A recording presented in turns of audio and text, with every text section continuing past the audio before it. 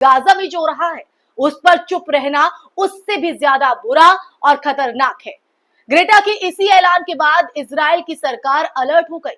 Madeline की location live track की जा रही थी कि परिणाम यह हुआ कि इजरायली सेना ने गाजा की तरफ बढ़ रहे क्लाइमेट एक्टिविस्ट और दूसरे 11 मानव अधिकार कार्यकर्ताओं के जहाज को बीच रास्ते में ही रोक लिया।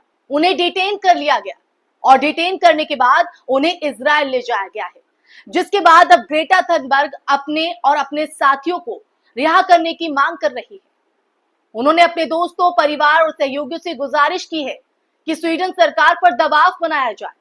लेकिन ऐसे में अरब देश पर एक बड़ा प्रश्न चिन्ह लग रहा है, क्योंकि अरब देश फलस्तीनियों को संतुष्ट करने के लिए आगे तो आते हैं, लेकिन 22 साल की ग्रेटा कहीं ना कहीं एक मिसाल पेश कर रही है। उन्होंने ये भी कहीं ना कहीं मांग की है कि स्वीडन सरकार पर इसके लिए दबाव बनाया जाए ताकि वो रिहा हो सके।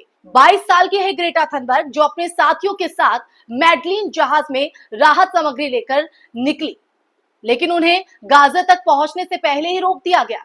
ऐसे में एक लड़की इंसानियत के लिए अपनी जान जोखिम में डाल रही है, लेकिन अरब देश गायब है, सब खामोश है।